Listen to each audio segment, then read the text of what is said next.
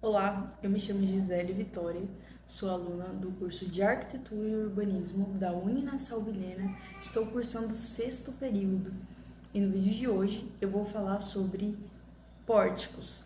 Darei um breve resumo sobre pórticos, contarei o contexto histórico deles e também vou falar sobre termos técnicos e aplicações práticas. Os pórticos são estruturas formadas por vigas e colunas interligadas, projetadas para suportar cargas e momentos fletores. Eles são amplamente utilizados na construção civil pela sua capacidade de suportar e resistir a vários tipos de esforços. Podem ser categorizados de diversas formas e todas elas estão diretamente relacionadas às suas capacidades estruturais e aos esforços que eles resistem, como por exemplo os pórticos rígidos. Pórticos rígidos são estruturas em que as conexões entre vigas e colunas são rígidas, ou seja, não permitem a rotação. Esse tipo de pórtico é altamente eficiente para suportar momentos fletores, sendo assim, eles suportam muito bem as cargas provocadas de forma laterais, como por exemplo os esforços causados por ventos e sismos. Já os pórticos articulados possuem articulações que permitem a rotação entre as conexões, distribuindo então os momentos cortantes e axiais, consequentemente diminuindo os momentos fletores. Normalmente, este tipo de pórtico é utilizado onde precisa de algum grau de deslocamento. Os pórticos planos são estruturas de pórticos utilizadas em superfícies planas, ou seja, ele é amplamente utilizado na construção de edifícios e pontes.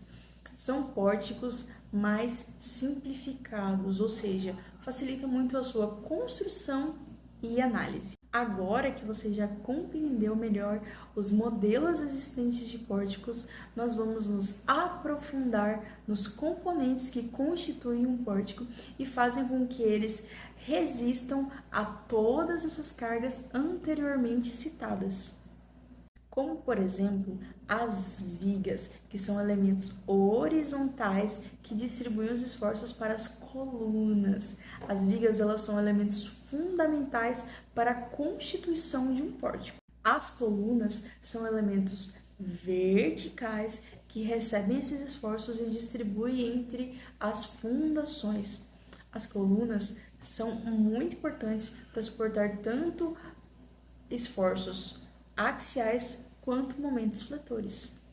As ligações são conexões entre colunas e vigas, e como nós citamos anteriormente, existem ligações rígidas e articuladas. As ligações rígidas não permitem a articulação e as ligações articuladas permitem essa rotação, transferindo então as cargas axiais e cortantes. As fundações, elas suportam todo o peso do pórtico, transferindo então essas cargas para o solo. O tipo de fundação vai variar de acordo com o tipo do solo pré-existente no terreno e também a todos os esforços que o pórtico deverá suportar, esforços projetados antes da construção desse pórtico. A análise de um pórtico envolve o cálculo de forças internas e o deslocamento essencial para garantir funcionalidade e segurança da estrutura. E quais são os métodos de análise? Existem dois muito específicos, que são o método de nós, que divide esse pórtico entre pontos de conexão entre vigas e colunas e analisa as forças exercidas nesses nós ou pontos de conexão, e também o estudo ou análise em seções, que divide o pórtico em seção e calcula quais são as forças exercidas e os momentos. Os pórticos são muito utilizados no nosso cotidiano. Um dos exemplos disso são os edifícios altos, que utilizam pórticos para suportar tanto esforços na vertical quanto esforços na horizontal. Os esforços na vertical têm como, por exemplo, o peso dos próprios andares superiores, Já os esforços na horizontal tem como, por exemplo, os ventos que causam esse tipo de esforço. Temos outro exemplo de pórtico, as passarelas e as pontes, que utilizam os pórticos para suportar grandes vãos, garantindo tanto segurança quanto a estabilidade dentro do tempo de uso. É importante estudarmos sobre pórticos e fazermos análises reais para estudo de caso, porque a partir disso temos insights valiosos que vão nos auxiliar em futuras construções de pórticos com técnicas e práticas inovadoras. O projeto deve seguir algumas normas e regulamentações para garantir tanto sua estabilidade quanto a segurança, como por exemplo a NBR 8800, que visa trazer o dimensionamento para estruturas tanto feitas de aço quanto estruturas feitas em módulo misto, como aço e concreto. Existem também os Eurocódigos, que são um conjunto de normas europeias que visam trazer o dimensionamento para a estrutura em diferentes materiais e contextos. Um dos grandes exemplos de pórtico que nós podemos citar é o Arco do Triunfo. O Arco do Triunfo é um dos monumentos mais icônicos da França e ele foi encomendado por Napoleão Bonaparte no ano de 1806 como forma de homenagear os soldados que estavam lutando nas guerras napoleônicas e também em forma de comemorar as vitórias conquistadas por esse exército. O Arco do Triunfo foi projetado pelo arquiteto Jean-François e ele é inspirado na arquitetura romana, de forma muito mais específica no Arco de Tito. Em geral, o Arco do Triunfo tem 50 metros de altura, 45 metros de profundidade e 22 metros de comprimento.